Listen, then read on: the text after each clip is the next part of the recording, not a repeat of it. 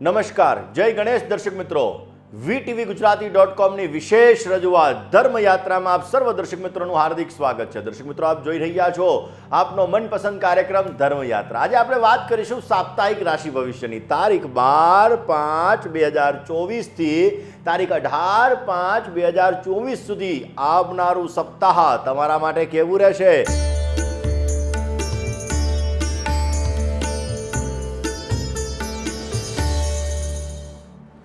નમસ્કાર, જય ગણેશ દર્શક મિત્રો.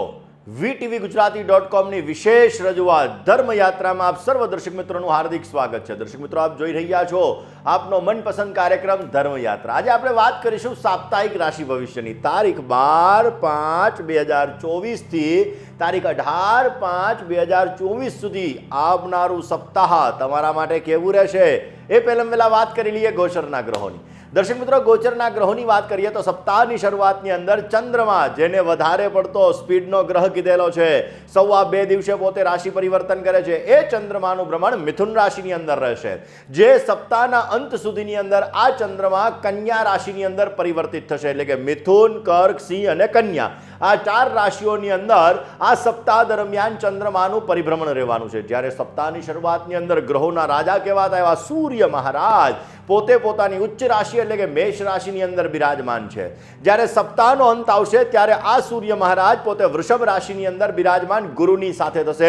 એટલે કે સપ્તાહ દરમિયાન ગુરુ મહારાજ પોતે વૃષભ રાશિની અંદર રહેવાના છે. બુધ અને શુક્રનું પરિભ્રમણ મેષ રાશિની અંદર રહેવાનું છે. મંગળ અને રાહુનું પરિભ્રમણ મીન રાશિની અંદર રહેવાનું છે. અને જ્યારે કેતુ મહારાજનું પરિભ્રમણ કન્યા રાશિની અંદર રહેવાનું છે. તો દર્શક મિત્રો, આ સાપ્તાહિક ગ્રહો દ્વારા આપણે જાણીશું કે ચંદ્રમાના આધાર ઉપર આગામી સપ્તાહ તમારા માટે કેવું રહેશે. વાત મેષ રાશિની કરીએ. મેષ રાશિ કે જેના અક્ષર છે અલય, જેનો સ્વામી બને છે મંગળ મહારાજ. મેષ રાશિવાળા જાતકો માટે આ સપ્તાહની અંદર વધારે પડતો પરિશ્રમ કરવો પડશે. જીવનની અંદર સ્ટ્રગલ, મહેનત, પરિશ્રમ આ સપ્તાહની અંદર વધતા જણાશે. ઓચિંતાના કોઈ પણ પ્રકારની સમસ્યાઓ તમારે સર્જાઈ શકે એમ છે, માટે ધ્યાન રાખવું બહુ જરૂરી છે.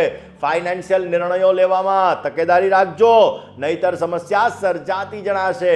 આ સપ્તાહની અંદર પરિવાર સાથેના વૈચારિક મતભેદોને દૂર કરવા બહુ જ જરૂરી રહેશે. કયો ઉપાય કરવો જોઈએ?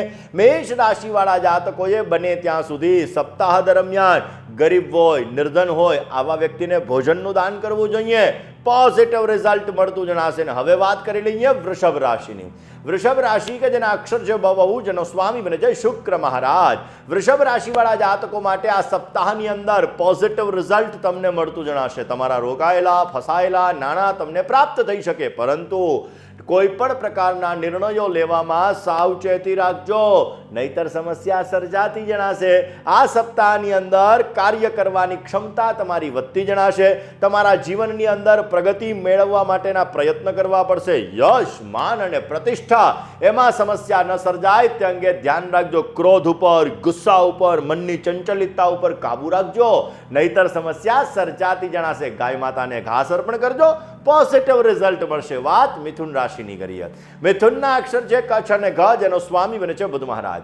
મિથુન રાશિવાળા જાતકો માટે આ સપ્તાહ એકંદરે તમારા માટે મધ્યમ માત્રામાં ફળદાયી રહેતું જણાશે. નવું સાહસ વૃદ્ધિ અપાવી શકે એમ છે. વિદેશ જવાની ઈચ્છા ધરાવો છો તો સપ્તાહમાં લાભ મળી શકે એમ છે. વિઝા મૂકવા છે તો આ સપ્તાહ તમારા માટે ફળદાયી રહેતું જણાશે. આ સપ્તાહની અંદર ધારેલા કામોમાં સફળતા અવશ્ય તમે મેળવી શકશો. આ સપ્તાહની અંદર સંબંધોમાં ધ્યાન રાખવું જરૂરી રહેશે. મિત્ર સાથે વૈચારિક મતભેદો સર્જાઈ શકે એમ છે. તમારા ગુપ્ત શત્રુઓ તમને પરેશાન કરી શકે એમ છે. ને ક્યાંક ને ક્યાંક કોર્ટ કચેરીને લગતી સમસ્યાઓમાં પણ તમને સમસ્યાઓ સર્જાય એવા સંપૂર્ણ યોગો જણાઈ રહ્યા છે. આ સપ્તાહની અંદર સારો લાભ જોઈએ છે, ઉત્તમ પ્રકારનો ફાયદો જોઈએ છે, તો યસ્ય સ્મરણ માત્રેણ જન્મ સંસાર બંધનાત વિમુચ્યતે નમસ્તસ્મૈ વિષ્ણવે પ્રભ વિષ્ણવે. વિષ્ણુ સહસ્રનો પાઠ અવશ્ય આપને પોઝિટિવ રિઝલ્ટ આપશે. ને વાત હવે કર્ક રાશિની કરીએ. કર્કના અક્ષર છે ડ અને હ, જેનો સ્વામી બને છે ચંદ્ર મહારાજ. કર્ક રાશિવાળા જાતકો માટે આ સપ્તાહની અંદર નવું સાહસ કરવું તમારા માટે હિતાવહ નથી. મેન્ટલી ડિસ્ટર્બન્સ વધતું જણાશે. આ સમયગાળાની અંદર દાંપત્ય જીવનમાં પણ વૈચારિક મતભેદો સર્જાઈ શકે. ભાગીદારી વર્ગ સાથે પણ વૈચારિક મતભેદો સર્જાઈ શકે. માટે તમારા ગુસ્સા ઉપર, ક્રોધ ઉપર ને નેગેટિવ થિંકિંગ ઉપર કાબુ રાખવો બહુ જ જરૂરી રહેશે. ઇમોશનલ એટેચમેન્ટ પ્રોબ્લેમ કરાવી શકે છે ને પ્રેમ સંબંધોમાં નિષ્ફળતા મળે એવા સંપૂર્ણ યોગો પણ જણાઈ રહ્યા છે. આ સપ્તાહની અંદર તમારે તમારા કાર્ય ઉપર, કાર્યક્ષેત્ર ઉપર ધ્યાન રાખવું બહુ જ જરૂરી રહેશે. આ સપ્તાહની અંદર તમારે સારો લાભ જોઈએ છે તો ભગવાન ગણપતિની આરાધના કરો. ગમ સ્વાહા ગમ સ્વાહા ગમ સ્વાહા આ મંત્રનો તમે જપ કરો, પોઝિટિવ રિઝલ્ટ મળશે. અને હવે વાત કરીએ સિંહ રાશિની. સિંહ રાશિ કે જેના અક્ષર છે મ અને ટ, જેનો સ્વામી બને છે સૂર્ય મહારાજ. સિંહ રાશિવાળા જાતકો માટે સપ્તાહની શરૂઆત નવો સૂર્યોદય લઈને આવેલી છે. સોનામાં સુગંધ મળશે, કામકાજની અંદર લાભ મળશે, વ્યવસાયની અંદર પ્રગતિ મળશે, નોકરીની અંદર પ્રગતિ પ્રાપ્ત થશે. ઉપલી અધિકારી અને સહકર્મચારી વર્ગ દ્વારા આપને સુંદર મજાની સફળતા પ્રાપ્ત થાય એવા સંપૂર્ણ યોગો જણાઈ રહ્યા છે. એકંદરે આ સપ્તાહ તમારા માટે લાભદાયી છે. તમારી નીચે કામ કરવા વાળા વ્યક્તિને સારી રીતે સાચવજો, અવશ્ય પોઝિટિવ રિઝલ્ટ મળતું જણાશે. નોકરિયાત વર્ગને પણ અવશ્ય સારો લાભ મળી શકે. જે વિદ્યાર્થી બંધુઓ છે ને, આ લોકોને સારો લાભ રહેશે, પણ રોજ ગાયત્રી મંત્રનો જપ કરવો જોઈએ. સિંહ રાશિવાળા જાતકો જો રોજને માટે ગાયત્રી મંત્રનો જપ કરશે તો અવશ્ય પોઝિટિવ રિઝલ્ટ મળતું જણાશે. ને હવે વાત કરી લઈએ છઠ્ઠી રાશિ એટલે કે કન્યા રાશિની. કન્યા રાશિ કે જેના અક્ષર છે પઠ અને હણ, જેનો સ્વામી બને છે બુધ મહારાજ. કન્યા રાશિવાળા જાતકો માટે સપ્તાહની શરૂઆતમાં સ્ટ્રગલ, પરિશ્રમ, મહેનત વધતી જણાશે, પરંતુ સપ્તાહના અંતમાં તમને એનું ફળ સારું મળી શકે એમ છે. તમારા જમીનને લગતા કામ હોય, મકાનને લગતા કામ હોય, કોઈ પણ પ્રકારના રોકાયેલા નાણાં હોય, અવશ્ય પરિપૂર્ણ થતા જણાશે. વ્યાપારી બંધુઓને વ્યવસાયની અંદર સુંદર મજાની તકો પ્રાપ્ત થતી જણાય. નૂતન સાહસ નવી પ્રગતિ પ્રાપ્ત કરાવી શકે એમ છે. આ સમયમાં જે લોકો ઇમ્પોર્ટ એક્સપોર્ટના બિઝનેસ સાથે જોડાયેલા છે અને તમારી રાશિ કન્યા છે તો પોઝિટિવ રિઝલ્ટ મળતું જણાશે. આ સમયગાળામાં તમારે સારો ફાયદો જોઈએ છે તો ભગવાન ગણપતિને રોજને માટે દુર્વા કહેતા, ધ્રોકડ કહેતા ધરો અર્પણ કરો, અવશ્ય આપને પોઝિટિવ રિઝલ્ટ મળી શકશે. ને હવે વાત કરી લઈએ તુલા રાશિની. તુલા રાશિ કે જેના અક્ષર છે ર અને ત, જેનો સ્વામી બને છે શુક્ર મહારાજ. તુલા રાશિવાળા જાતકો માટે વ્યવસાયની અંદર સુંદર મજાની પ્રગતિ આ સપ્તાહની અંદર તમને મળતી જણાશે. આ સપ્તાહની અંદર તમને નાણાકીય લાભ મળી શકે. તમારા બાપ દાદાની વારસાઈ મિલકત હોય તો આ મિલકતની અંદર પણ તમને સારો એવો ફાયદો મળી શકે. કોર્ટ કચેરીને લગતા કામકાજની અંદર જો તમારે સમસ્યા સર્જાતી હોય તો એ સમસ્યાઓ તમારી દૂર થશે, પોઝિટિવ રિઝલ્ટ મળતું જણાશે. નાણાકીય લાભ ઉત્તમ પ્રકારનો પ્રાપ્ત થઈ શકે. વ્યવસાયની અંદર વૃદ્ધિનું પ્રમાણ તમને જોવા મળી શકે. અને આ સમયગાળાની અંદર આપે સારો લાભ જોઈએ છે તો માં લક્ષ્મીજીની આરાધના કરજો. ઓમ શ્રીમ રીમ શ્રીમ કમલે કમલાલયે પ્રસિદ્ધ પ્રસિદ્ધ શ્રીમ રીમ શ્રીમ ઓમ મહાલક્ષ્મી નમઃ આ મંત્રનો જપ કરજો, પોઝિટિવ લાભ મળશે. ને હવે વાત કરી લઈએ વૃશ્ચિક રાશિની. વૃશ્ચિક રાશિ કે જેના અક્ષર છે ન ને ય, જેનો સ્વામી બને છે મંગળ મહારાજ. વૃશ્ચિક રાશિવાળા જાતકો માટે સપ્તાહની શરૂઆતમાં મિથુન રાશિની અંદર ચંદ્રમાનું ભ્રમણ તમને પોઝિટિવ રિઝલ્ટ આપશે.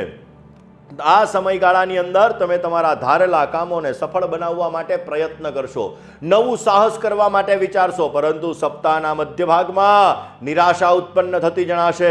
કામકાજમાં રૂકાવટો ઉત્પન્ન થતા જણાશે.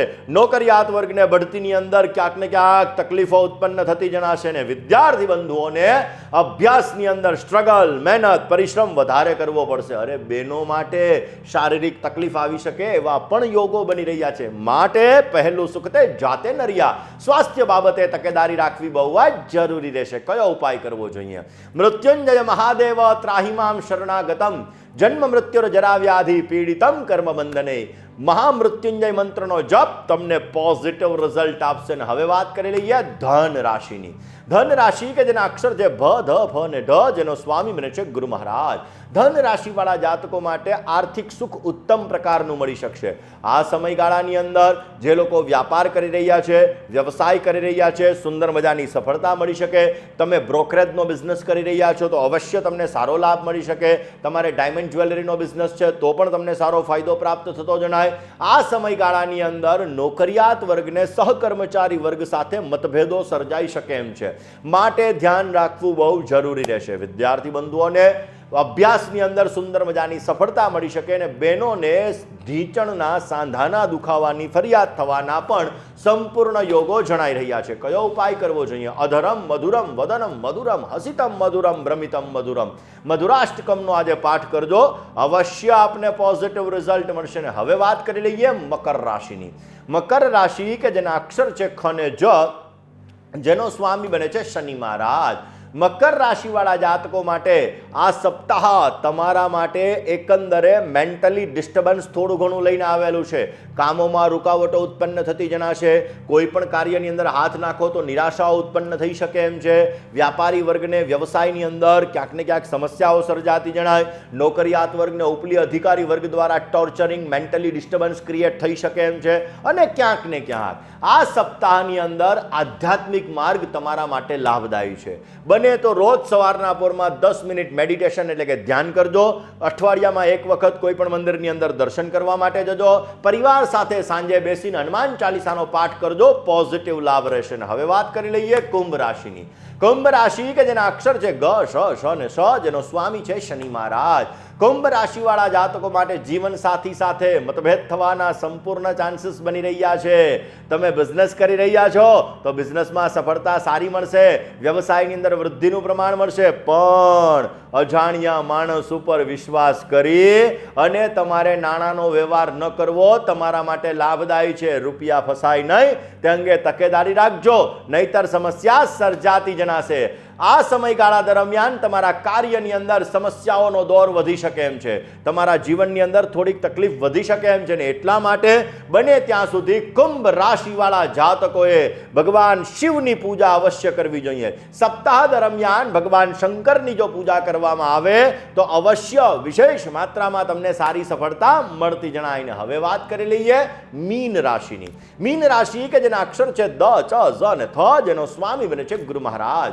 મીન રાશિવાળા જાતકો માટે પોઝિટિવ થિંકિંગ તમને લાભ કરાવશે. મિત્રોનો સુંદર મજાનો સહયોગ મળતો જણાય. વ્યાપારની અંદર, વ્યવસાયની અંદર તમારા વિચારધારાને અનુલક્ષીને તમે સારો લાભ મેળવી શકશો. તમારી બુદ્ધિ ક્ષમતાથી તમને સારો લાભ મળી શકે. પણ મિત્રો સાથે દગો ન કરતા, નહીતર સમસ્યા સર્જાતી જણાશે. નોકરિયાત વર્ગને નોકરીમાં સુંદર મજાનો ફાયદો મળી શકે.